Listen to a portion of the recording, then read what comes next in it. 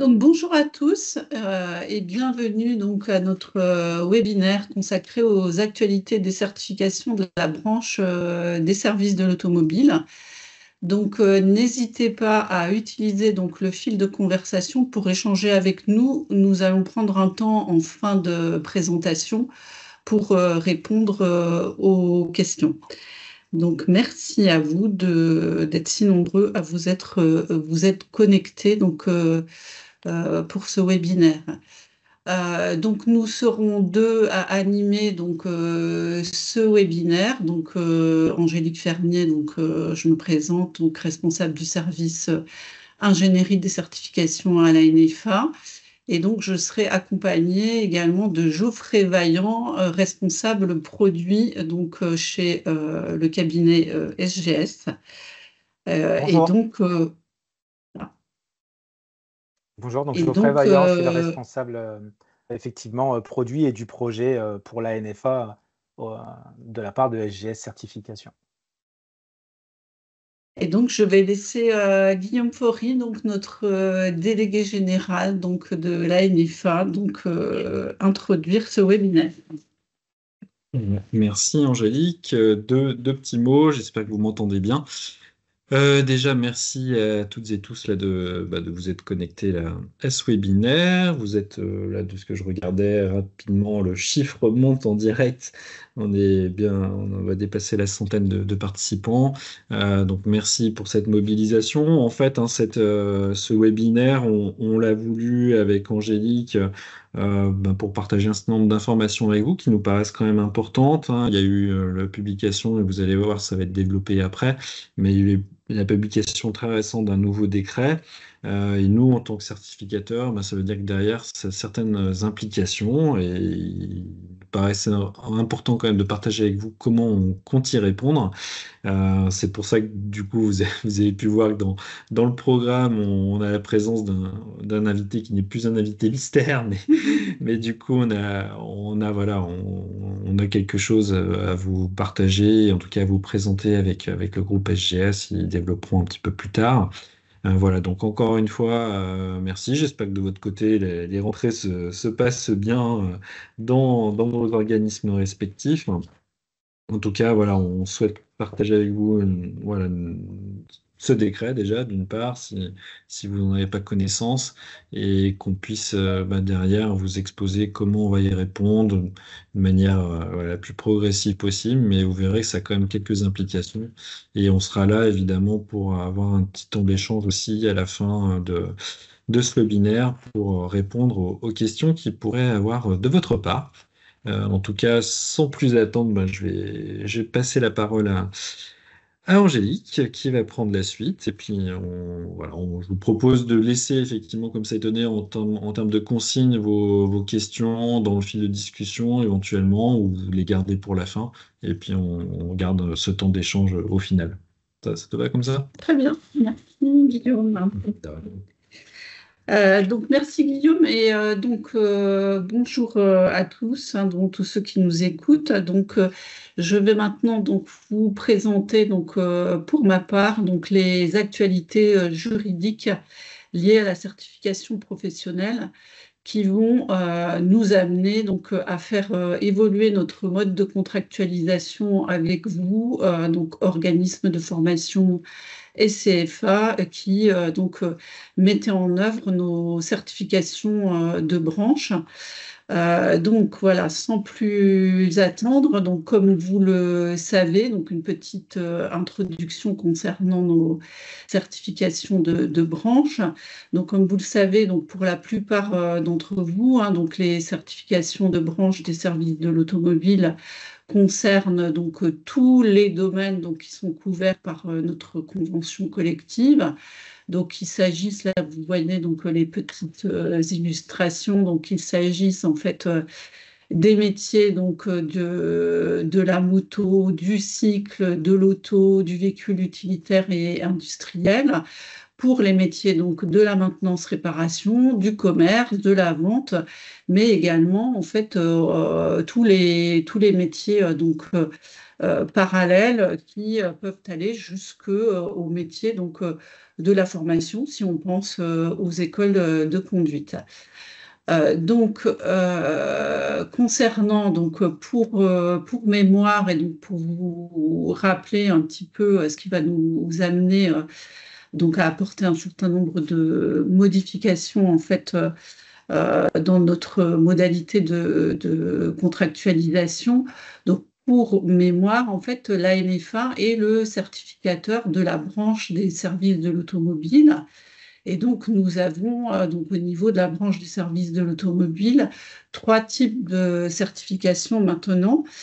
Donc, les CQP, donc certificats de qualification professionnelle, hein, qui sont les plus anciens.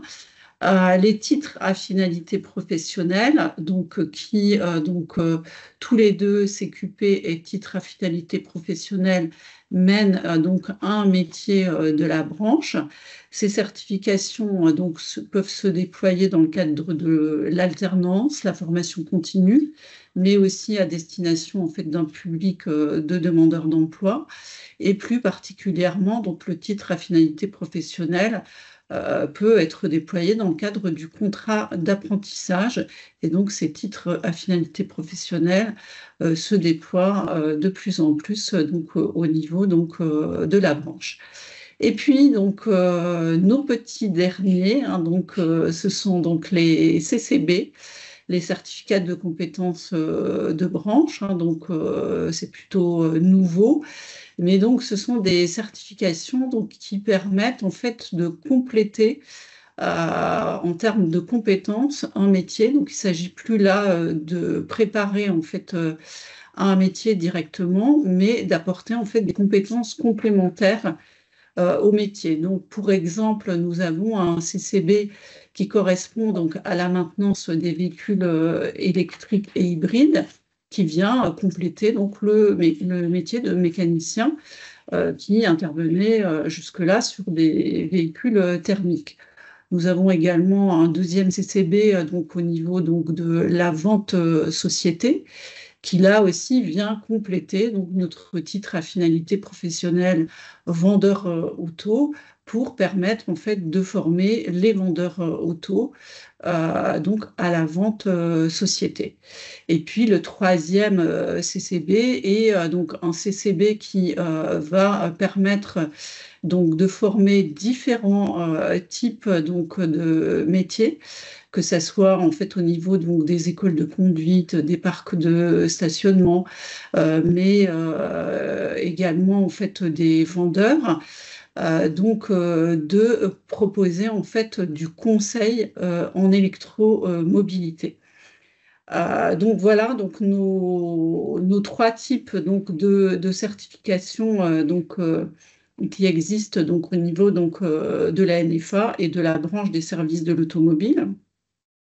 Et donc, en tant que certificateur, la NFA assure l'ingénierie de certification, c'est-à-dire qu'elle va élaborer en fait les référentiels de certification, mais aussi l'ensemble des outils qui vous permettent en fait de déployer ces certifications dans vos organismes de formation. Donc, il s'agit des cahiers des charges de formation que vous connaissez bien, et également des kits d'évaluation. Et donc, tous ces outils, référentiels, cahiers des charges et kits d'évaluation, vont cadrer en fait la mise en œuvre des certifications dans vos organismes de formation. Et donc, par ailleurs, en tant que certificateur de la branche, l'ANFA habilite vos organismes de formation pour mettre en œuvre ces fameuses certifications de branche. Et donc, pour vous donner donc une petite idée donc, du nombre d'organismes de formation donc, qui sont habilités, là, vous avez en fait sur cette slide donc, les chiffres donc, au 31 décembre 2024. Donc, nous avions donc, au 31 décembre 2024 118 organismes de formation habilités. Et donc, puisque certains organismes de formation peuvent mettre en place plusieurs certifications de branche et que, comme vous le savez, nous habilitons les organismes pour une certification dans des contextes soit de l'alternance, soit pour un public à destination de demandeurs d'emploi, ou soit dans le cadre de la formation continue, nous avons évidemment plus de dossiers d'habilitation que d'organismes de formation. Donc, nous avions à la fin de l'année 2024 329 dossiers d'habilitation donc en cours de validité. Et donc, pour cela, également, pour déployer donc 49 certifications donc différentes au sein de vos organismes de formation. Donc là, j'en viens aux actualités juridiques qui nous réunissent aujourd'hui. Donc, comme vous avez pu le constater lors du premier semestre 2025 et encore au cours de l'été, on a eu une actualité juridique très importante en fait sur le domaine de la formation et de la certification. Mais donc aujourd'hui, je vais m'arrêter surtout sur le décret qui a été publié le 6 juin dernier relatif à la certification professionnelle. Et donc on va retenir en fait concernant ce décret 3 points principaux qui nous intéressent aujourd'hui. C'est d'une part en fait la modification des critères d'enregistrement au RNCP et au répertoire spécifique des certifications. Donc ça, c'est le premier point, et donc j'y reviendrai dans une slide un petit peu plus loin. Et le deuxième point concerne le renforcement des pouvoirs de contrôle et de sanction de France Compétences. Donc France Compétences va désormais pouvoir refuser l'enregistrement d'une certification sans examiner en fait les différents critères lorsqu'il y aura par exemple une fausse déclaration, quand il y aura par exemple une reproduction littérale d'un référentiel existant, ou lorsqu'il y aura une communication au public d'informations trompeuses qui portent en fait sur les actions de formation, que ça soit par le certificateur, donc là en l'occurrence pour ce qui nous concerne l'ANFA, mais également lorsque ces informations trompeuses sur les actions de formation pourront être communiquées par un organisme de formation habilité. Donc ça, c'est très important puisque nous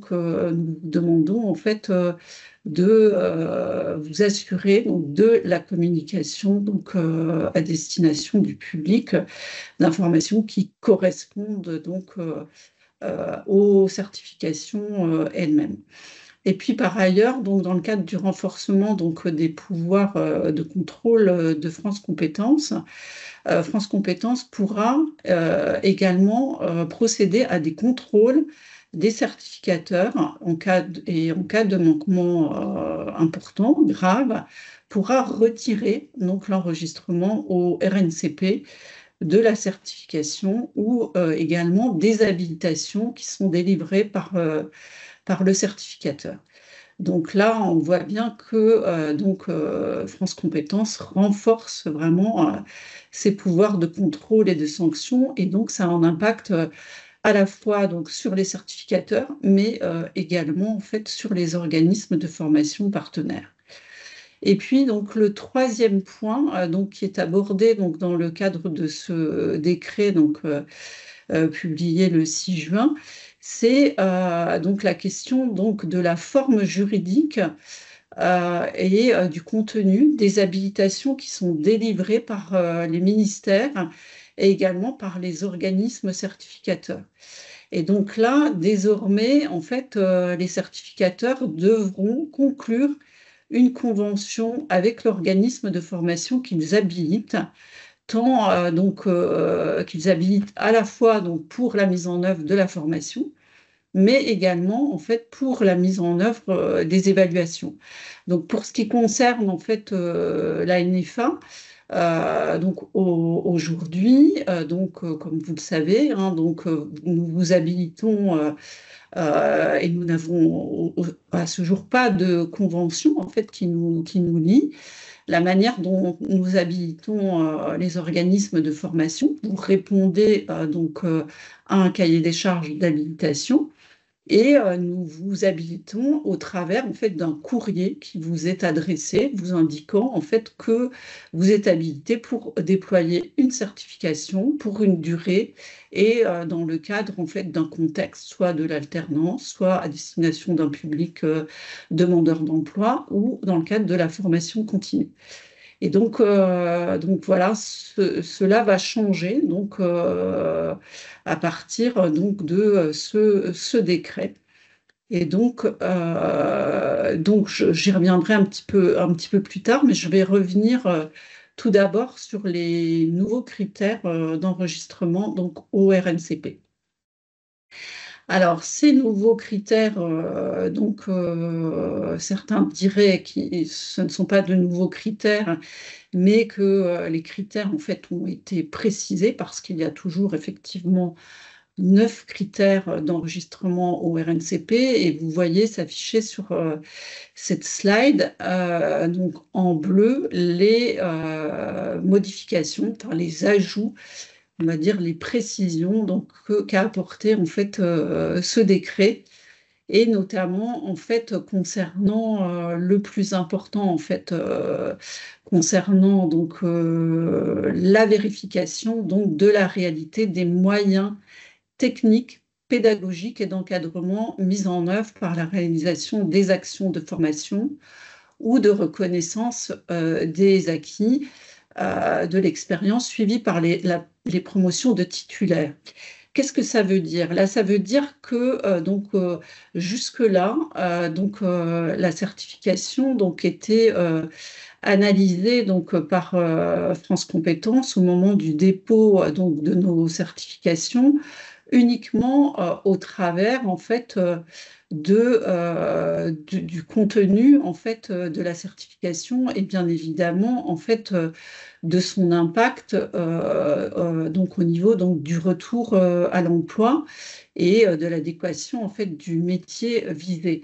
Mais là en fait ce qui est proposé en fait dans ce nouveau décret, c'est qu'on va mettre en place, comment dire, on va identifier la formation certifiante. Jusque-là, on restait vraiment au niveau de la certification, mais là, dans ce nouveau décret, on va prendre en compte également la formation qui mène à la certification, ce qui n'existait pas en fait jusque-là, donc ce qui va nous amener en fait à devoir vérifier, mais ce que nous faisions déjà au moment en fait de l'habilitation, hein, nous contrôlons au moment de l'habilitation la réalité des moyens techniques, pédagogiques, si vous avez en fait les formateurs qui correspondent à la mise en œuvre de la certification, si vous avez bien en fait les plateaux techniques. Ça, nous le vérifions au préalable avant de vous habiliter. Mais là, c'est maintenant un critère qui est pris en compte par France Compétences au niveau de l'enregistrement au RNCP. Et puis, par ailleurs, ce que l'on peut souligner, le deuxième point, qui a un fort impact, c'est ce que va vérifier également France Compétences en plus des critères habituels, c'est que le certificateur met bien en place en fait des procédures de contrôle de ces organismes de formation qu'il habilite. Donc voilà, donc c'est du coup ces deux critères qui nous amènent du coup à modifier en fait nos modalités en fait de contractualisation donc avec vous. Donc je passe à la slide suivante. Donc à compter en fait du 1er octobre prochain, donc les organismes certificateurs devront donc avoir conclu une convention donc avec leur organisme partenaire. Obligation donc pour les organismes partenaires qui sont habilités à former. Donc pour ce qui concerne la NFA, donc comme vous le savez, nous habilitons à la fois à former et à évaluer, puisque lorsque vous êtes habilité, donc vous êtes habilité pour mettre en place la formation, mais également pour mettre en place les évaluations des blocs de compétences. Donc vous êtes concerné par les deux sujets, donc l'évaluation et la formation. Et donc à compter donc, du 1er octobre, nous sommes donc contraints de mettre en place en fait ces conventions qui nous lie entre organismes certificateurs et organismes de formation. Donc voici donc, les changements donc, pour la NFA et ses organismes partenaires donc, que vous êtes. Donc ce que l'on va faire, c'est que nous allons vous transmettre donc, une convention. Donc l'objectif était aujourd'hui en fait de vous informer donc tous et tous au travers en fait de ce webinaire. Et donc à l'issue donc de ce webinaire, nous allons vous transmettre une convention. Donc cette convention portera donc sur la certification que vous déployez aujourd'hui, et donc par contexte d'habilitation, c'est-à-dire que si vous déployez en fait la formation dans le cadre de l'alternance, mais également dans le cadre de la formation continue ou à destination d'un public demandeur d'emploi, vous allez recevoir plusieurs conventions, et donc une convention par certification. Donc voilà, à l'issue donc, de ce webinaire, vous allez recevoir par mail donc, une convention ou plusieurs pour ceux qui déploient donc, plusieurs certifications, qui sera à nous retourner donc signée donc, avant donc, le 1er octobre. Donc ça, c'est le premier point. Et puis, donc, le second point donc, qui nous amène donc, à modifier en fait, nos modalités en fait, de contractualisation, c'est également la mise en place en fait, d'un plan de contrôle des organismes de formation. Donc, vous l'avez vu dans la slide précédente, donc le critère donc, qui est ajouté donc, par France Compétences et donc, qui est attendu au niveau de l'enregistrement des certifications au RNCP, c'est donc la mise en place de procédures de contrôle. C'est pourquoi en fait, nous avons mis en place ce plan de contrôle des organismes de formation afin donc, de vérifier donc, d'une part, en fait, les pratiques de mise en œuvre de la formation donc, qui mènent à la certification, mais également que vous mettez en œuvre les évaluations certificatives de manière rigoureuse et qui correspond en fait au processus d'évaluation qui sont précisés donc, dans nos kits d'évaluation, et donc et vérifier en fait l'équité des candidats. Et puis le troisième point, donc, qui est également important en fait, dans le cadre de ce plan de contrôle, donc, c'est également en fait, l'utilisation de l'intitulé donc, de la certification professionnelle et de ces blocs de compétences en fait, qui la constituent sur l'ensemble de vos outils de communication, que ce soit sur vos sites internet ou tous aux outils de communication L'ANFA a donné mission donc, au cabinet SGS. Donc voilà pourquoi nous avons aujourd'hui l'invité qui n'est plus mystère.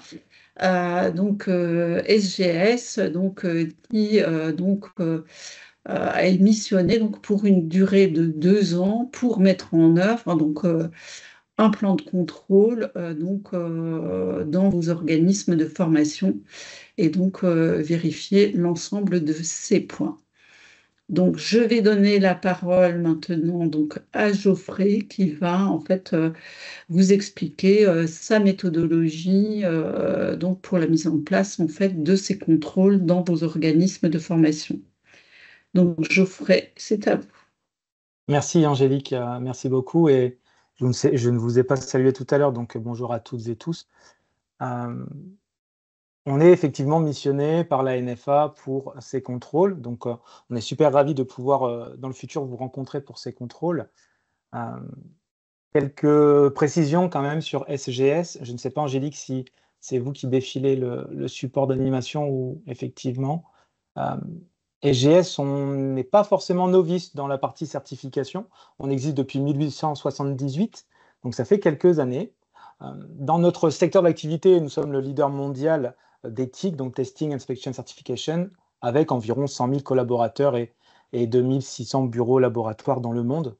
L'objectif était quand même de vous faire un petit retour sur la société SGS.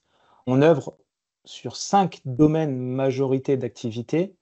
Sur la slide suivante, on peut voir que dans ces 5 domaines, nous sommes sur ce qu'on appelle business assurance, c'est-à-dire le monde de la certification. Vous devez certainement nous connaître sur d'autres certifications. SGS intervient sur des dizaines, voire des centaines de certifications différentes.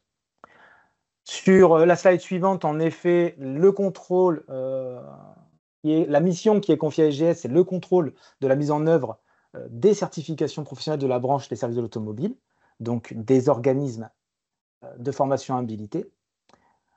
Pour ce faire, on va missionner des contrôleurs SGS qui interviendront au sein de vos organismes. Très rapidement, ces contrôleurs ont une expertise du monde de la formation de par leur activité de certificateur, mais aussi leur expérience professionnelle passée ou actuelle. L'approche SGS, nous sommes convaincus qu'un contrôle, quand il est pédagogique, factuel, d'une approche constructive, eh bien, c'est le meilleur moyen d'effectuer un contrôle. Donc, c'est exactement l'approche que nous allons avoir. Ce contrôle est une approche également concertée entre la NFA et SGS. SGS ne décide pas unilatéralement de la méthodologie du contrôle, ni même des points de contrôle qui seront abordés.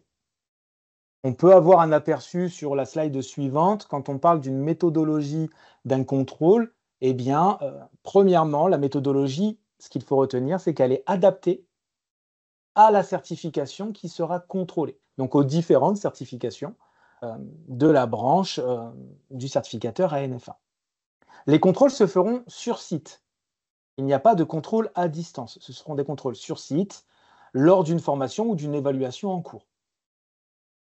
L'équipe de contrôle sera constituée d'un seul contrôleur qui aura cette mission-là. Donc, vous ne serez pas contrôlé par 3 ou 4 contrôleurs simultanément. Les échanges seront toujours factuels et de manière constructive. Le contrôleur n'est pas dans un état de jugement de votre organisme de formation. Le déroulement type, c'est vraiment, il y a une phase de contrôle encadrée par une réunion d'ouverture où on va vous expliquer les tenants et aboutissants du contrôle et la réunion de clôture qui permettra de factualiser la fin d'un contrôle. Et durant toute la phase de contrôle au centre, eh bien, il y aura des échanges sur des exigences, des échanges sur des plateaux techniques, des moyens à mettre en œuvre, la méthodologie à mettre en œuvre. Qu'allons-nous contrôler lors d'une formation-évaluation ? Eh bien, sur la slide suivante, on peut remarquer que, on l'a déjà dit, ce sera sur une session en cours. Donc, on va se concentrer sur une session en cours. On va évidemment aller contrôler les plateaux techniques, qui répondent aux exigences des documents applicables, les moyens techniques et les matériels. L'ensemble des textes des CQP et TFP seront effectivement applicables, nous le verrons par la suite. Nous avons élaboré une grille qui contient des critères communs, qui s'appliquent à toutes les CQP et TFP, et également des critères spécifiques propres à chaque certification. Je vous l'ai dit juste avant. En effet, la grille a été étudiée avec la NFA pour qu'elle puisse correspondre et s'adapter à chaque certification. Enfin, nous irons également, via l'accès SOFIA, notamment le contrôleur, évaluer la cohérence entre ce que vous déclarez sur SOFIA avec vos différentes obligations et la mise en œuvre de ces déclarations. Sans rentrer dans le détail, ce n'est pas l'objet du jour. Comment les contrôleurs effectuent un contrôle de critères? Je pense qu'en tant qu'organisme de formation, vous avez une bonne maîtrise de l'évaluation de critères au travers des différentes certifications que vous possédez.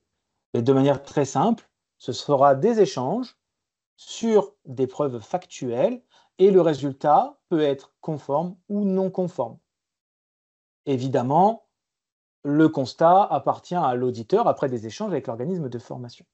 Le contrôleur viendra alimenter chaque critère avec des bonnes pratiques identifiées. Ça va permettre de pouvoir valoriser vos bonnes pratiques, mais également de remonter à la NFA des bonnes pratiques qui ne sont peut-être pas identifiées dans le référentiel, ou peut-être, je vous donne un exemple, vous allez plus loin que ce qu'il y a décrit dans vos référentiels. Donc ça, ce sera clairement identifié, clairement notifié et remonté, capitalisé pour la NFA.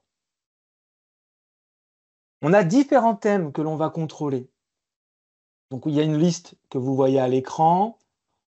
Ça va de la conformité réglementaire, le statut de votre organisme, jusqu'au thème spécifique tout en bas, en passant, vous le voyez, par des notions plus transverses quand on parle de la prévention des risques professionnels, quand on parle de la pédagogie. Et évidemment, comme l'a spécifié Angélique Fernier tout à l'heure, la partie évaluation certificative, les bilans, le suivi de l'insertion, la communication avec le certificateur, tout ça va être contrôlé. Je prends la question en live également. Si nous sommes non conformes sur certains critères, aura-t-on des délais pour lever les non-conformités? Vous avez raison, Nathalie, de poser cette question. Je vous réponds en toute transparence. À la différence, je vais prendre un exemple que vous maîtrisez tous, à la différence d'une certification Calliope, où quand SGS vient faire un audit, il y a des constats d'audit avec des délais de réponse, la mission de SGS est de faire un constat à l'instant présent de conformité et de non-conformité. Ensuite, libre à la NFA, où on va remonter nous les informations, d'échanger et de cloisonner avec vous comment on solutionne. Évidemment, vous avez par exemple le droit de ne pas être en accord avec les constats, vous avez le droit d'avoir des constats qui sont incomplets suite aux conditions de l'évaluation, enfin du contrôle, ça c'est possible aussi.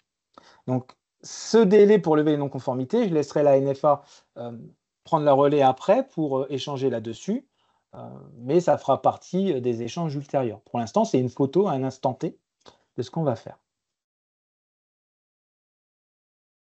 Donc tous ces différents thèmes seront contrôlés avec différents critères.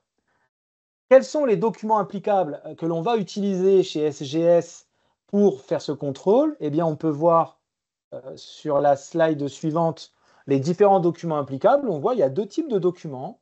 Les documents de contractualisation en gris sur la droite de votre écran, que vous connaissez déjà de par le dossier de demande d'habilitation, et puis la future convention ANFA, organisme de formation. Et sur la gauche de votre écran, vous pouvez voir des documents de cadrage de la NFA que vous connaissez puisque ce sont vos documents de référence propres au cahier des charges d'un CQP ou d'un TFP, en plus du cahier des charges d'habilitation. Donc, on n'invente pas de référentiel, on se base sur les documents de cadrage et de contractualisation de l'ANFA et de l'organisme de formation pour effectuer ce contrôle qui est construit d'ailleurs autour d'une grille de contrôle.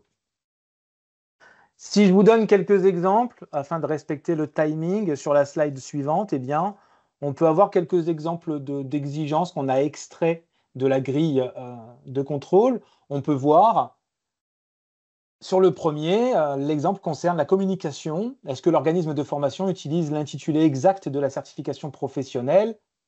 etc., lorsque c'est communiqué au public et quand c'est communiqué au public, quel qu'en soit le support.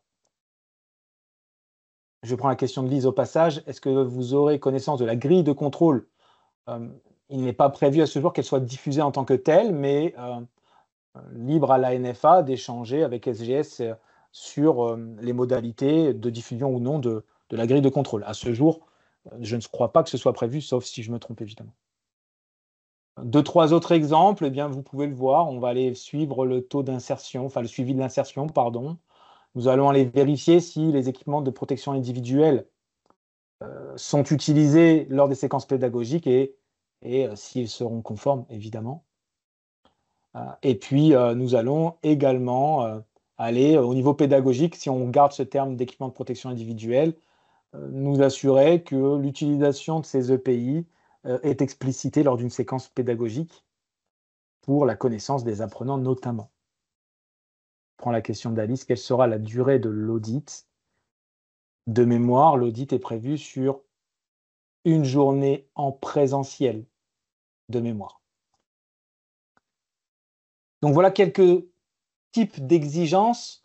Alors, si je veux vraiment être transparent avec vous, les exigences sont toutes reprises dans les documents applicables qu'on a vus juste avant. En effet, quand on regarde les cahiers des charges de formation, les kits d'évaluation, les différents documents applicables, eh bien, toutes les exigences sont extraites de ces documents-là. Voici une petite présentation du coup de SGS pour la mission de contrôle de la NFA. Pour moi, je vous remercie. Je pense qu'on peut garder quelques minutes pour les questions-réponses. Qu'en pensez-vous, Angélique? Oui, tout à fait. Alors, le problème, c'est que je ne vois pas, moi, les questions. Mais donc, est-ce que si vous avez des questions, effectivement, on est là pour vous y répondre, hein, que ce soit en fait sur le sujet des conventions ou sur le sujet du contrôle. Donc, on peut vous apporter en fait Alors, je vais des prendre les réponses. questions pour que vous puissiez les avoir, Angélique. Première question de Alors, Siam. Les missions de contrôle commenceront dès cette année scolaire. oui, tout à fait, hein. Donc, vous, comme je le disais tout à l'heure, vous allez recevoir en fait dans les jours à venir donc la convention. Et donc, pour compléter donc ce que disait donc précédemment en fait du coup SGS. Du coup, alors j'étais. Moi, j'ai des questions. Ah, C'est pour ça que je suis venue. pardon. Je sais plus ce que je disais. Du coup. Tu m'as interrompu. Donc c'était la question, oui, donc la mission de contrôle, pardon, donc commenceront cette année scolaire, oui, bien sûr. Donc vous allez recevoir donc les conventions dans les jours donc à venir. Et donc à partir du moment où vous aurez reçu les conventions, on va pouvoir enclencher en fait le plan de contrôle qui démarrera en fait donc au cours de cette année, hein, donc dès le semestre donc le deuxième semestre 2025. Donc là, pas de souci. Le support, effectivement, le support pourra vous être transmis sans aucune difficulté. Par ailleurs, donc je crois que c'était enregistré, donc nous pourrons également le transmettre pour les personnes qui n'avaient pas pu être présentes. Les organismes de formation seront informés donc avant le contrôle. Suivant quel délai? Oui, bien sûr. Donc, les organismes de formation seront informés en fait du contrôle. Et là, dans ce cas-là, c'est donc SGS, donc l'auditeur SGS, qui prendra contact directement avec vous pour vous informer en fait du contrôle et voir avec vous comment vous organisez pour pouvoir recevoir l'auditeur. Le délai, oui, effectivement, le délai est concerté, donc tout à fait. Voilà, combien de temps? Bon, ça c'est pareil. Question d'impact d'une non-conformité. quel serait l'impact d'une non-conformité? Donc, il peut y avoir plusieurs types de non-conformité. Donc, effectivement, à la suite du contrôle, SGS va élaborer en fait un rapport de contrôle qui va nous soumettre. Et donc, s'il y avait des non-conformités, dans ces cas-là, nous reviendrions vers vous pour vous indiquer en fait les non-conformités. Et donc, en vous demandant en fait de modifier en fait ces non-conformités. Donc, on vous laissera bien entendu un délai s'il ne s'agit pas en fait de non-conformité grave.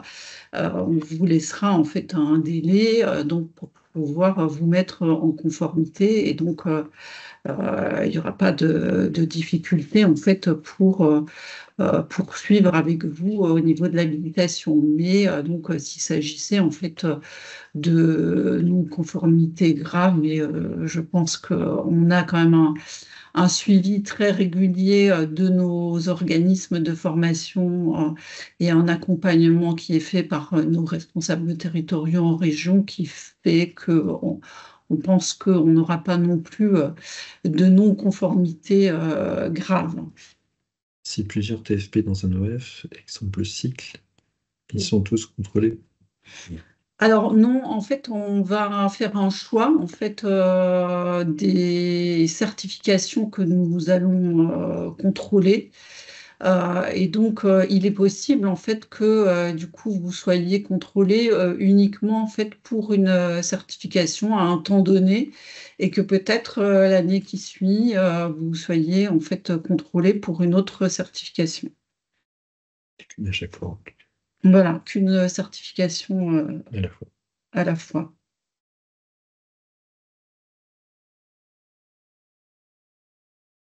Pas d'autres questions?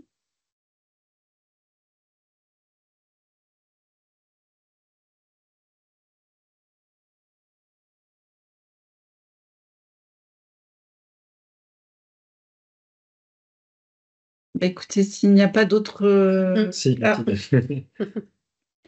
Cela suppose qu'il y aura un audit par an pour chaque site. Alors non, pas obligatoirement, hein, et ça sera vraiment en fonction en fait des certifications que l'on va cibler.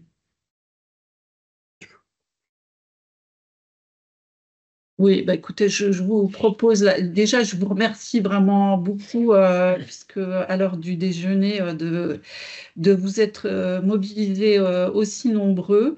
Et puis on revient vers vous très rapidement par la transmission de cette convention. Vous aurez de toute façon dans cette convention l'ensemble des engagements qui seront précisés.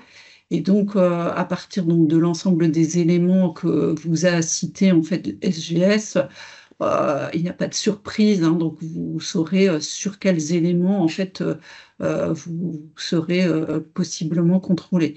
Donc merci à vous pour vous être mobilisés pour ce webinaire. Je laisse conclure Guillaume. Oui, bon, c'est très rapidement, hein, je ne vais pas renouveler les remerciements d'Angélique, mais voilà, merci vraiment de votre attention. Bon, c'est jamais de gaieté de cœur hein, qu'on annonce qu'on va effectuer des contrôles, mais vous comprenez bien que c'est un contexte qui nous est quelque part imposé aussi par ce nouveau décret. En tout cas, nous, on a travaillé avec SGS pour faire en sorte que ce soit quelque chose de plus, voilà, on va dire léger, entre guillemets, possible, le moins contraignant en tout cas, parce qu'on sait bien que vous êtes contrôlé par ailleurs.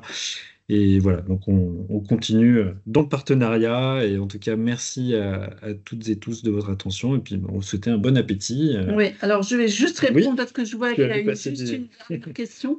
Donc, je vais y répondre. Quand on est multisite, les conventions sont transmises au site ou au siège.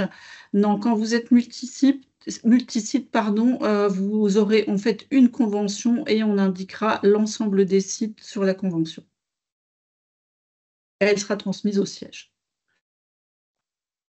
Voilà, ben écoutez, je Voilà. crois que c'était la dernière question et la dernière réponse. Merci. N'hésitez pas à voilà, revenir vers nous, en tout cas, en dehors de ce webinaire, s'il y avait des questions qui étaient restées en suspens.